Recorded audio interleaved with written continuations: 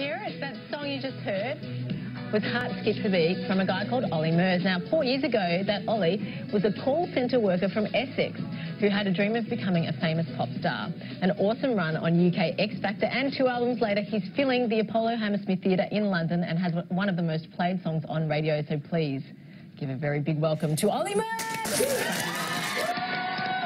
Thank you.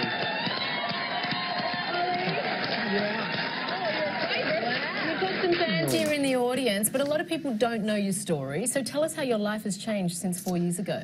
Well, yeah, it was 2008. I decided to come travelling to Australia. I went backpacking up the East Coast.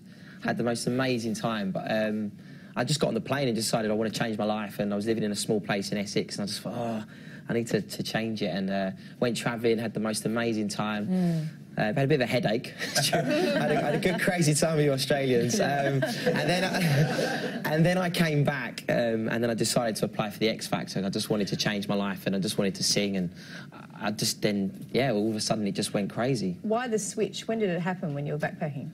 Well, I was actually thinking about what sort of music. No, I wanted to do music. That's what I wanted to do, but I kind of didn't know where to go. I didn't know who to turn to. Didn't know who to speak to. I mean, some people have contacts and do CDs in studios and send them to record companies, but for me, I didn't have that sort of access. So I decided, right, well, X Factor is a reality TV show, it'll give me a chance. I decided to audition, and then all of a sudden, at the age of, 25 I was at the time, it just went crazy. I just got through to the finals, and just all of a sudden just kept getting through, kept getting voted in every week.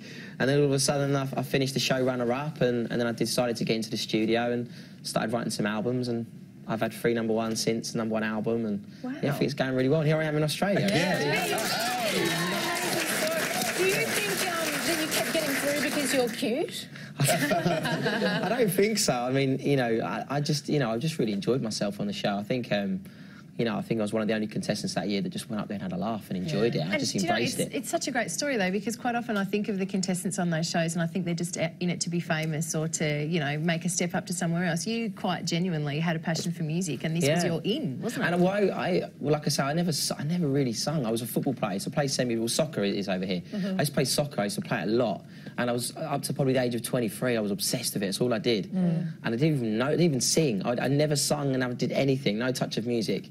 And then I just decided I'd done my leg in. I did my cruciate knee ligament, which is a really bad knee injury to get. Cruciate. Yeah, so I did that. My eagle did that. So I did my knee in, and I just then all of a sudden I had to start going down to the pub and seeing my mates a bit. And I did a bit of singing then, and then a few people recognised, said, "Oh, you should do the X Factor or something." And then.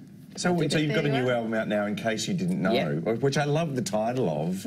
Why did you call it that? The first album was just called Olly Murs. We couldn't come up with anything else that was elaborate, like an amazing thing. So the second album, I thought that, I thought I'd be a bit cheeky. There's a song on the album called In Case You Didn't Know, but I quite like the Hi, I'm Olly Murs, in case you didn't know, here I am. Here's my album. If you like it, great. If you don't, then don't buy it. We see this progression, Olly, of people who do reality TV shows. They're all on primetime TV, night after night after night. The audience has a relationship with them, and often the first album is a massive sellout. But the second and third, they're not on TV every night anymore, and the journey story has been told.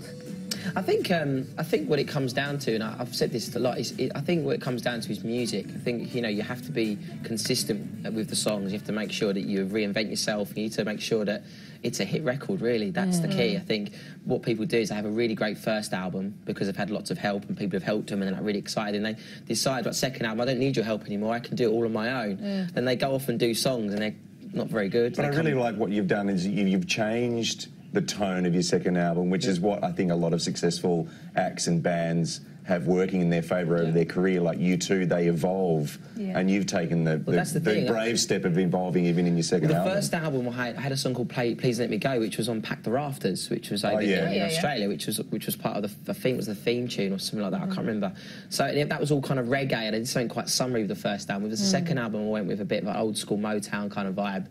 It's really mixed. It's great. You've got almost that rock and roll little track in there, and then you've got a bit of a ballad, number 2. Before we, because you are going to perform for us today, we're so excited. Can't wait. Before we go to that a bit later in the show, why should Aussies buy your album? Well, funny enough for me, I've had quite a few upsets in my life, you know, girlfriends and stuff like that. I seem to twist an upsetting moment in my life or a breakup into a happy song.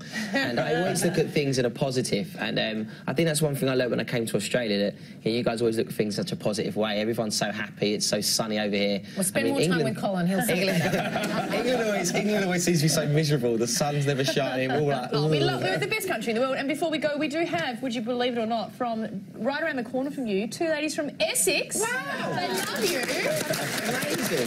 Tried to get some dirt on you before we went to there, but they said you were just a really nice guy. Where are they from? Where are you from? We're from Braintree. It's written on their restraining order, don't worry.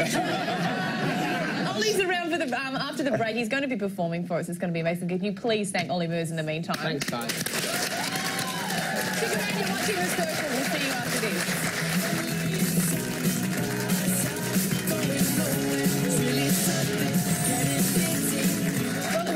With UK music sensation Olly Murs. This is his new album, Olly Murs, in case you didn't know. Now, Olly, your sort of breakthrough story is the reality TV journey, and you've said that Robbie Williams is somebody that you look to for inspiration. You like his career, you like his music, his sort of thing is quite jaunty and fun. But do you know that that guy can't get arrested in the United States? Like, he's massive in England, but he's a complete zero in America.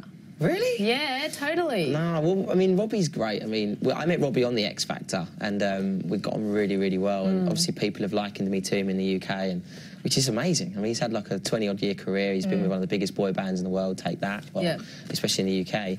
And I just look up to him. I think he's a great artist. I mean, I don't know what he's done across the world, but in my eyes, I mean, he's one of my idols. He's just a great performer. He's fun. His music's great, and it's really hard to do what you're doing though, because you've had a sort of start point in the UK, and then to try and take it to other countries where you haven't had that same exposure. It is hard. It is hard. But talking of America, you're about to tour with One Direction. Yeah, no, just literally, I know the hype around the guys has been incredible. We just had them here for our TV industry awards called the Logie Awards, and it was unbelievable. It was hysterical. Are you prepared for what the girls are going to be like? We have to get a hearing aid or something like that.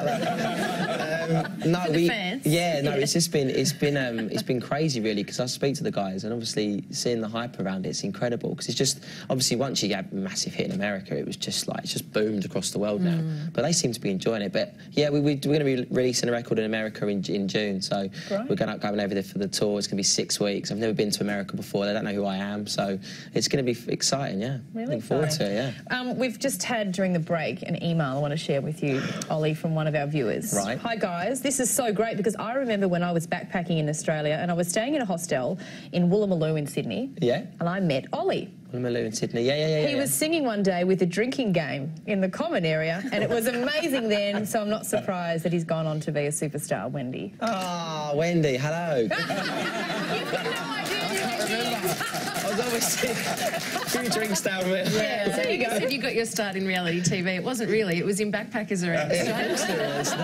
So is that the advice that you would give to other people going on the X Factor, to just enjoy and not take it too seriously? I think you have to enjoy it. I think the thing about it is, you touched on earlier, I mean, people vote for you on the show. They get really, get really into it. They love you. And then when the show finishes, they move on to other TV shows and they start voting for other people. And I think it's just important when you finish the show, it's a great platform and you have to use it really. Go into the studio, write some songs and be really, be ambitious and try and find an artist in you and who you're going to be, and really, the social network is so strong now as well. Look at One Direction and stuff like that. You just got to build it. It's all about building it, and I would never have thought in my wildest dreams, like 2 years ago, even doing well in the UK and just having one album out, the fact I've had 2 albums now, and now I'm here in Australia, it's incredible for me. So I'm very, I think you've peaked. You're on The Circle. Exactly. Exactly, I am here. Right down. 100%. No, it's only up, only up. Olly Murs is our guest this morning here on The Circle, and up next we'll put this Essex lad to the test in the Circle kitchen. Yes. That is right after. Will it be edible?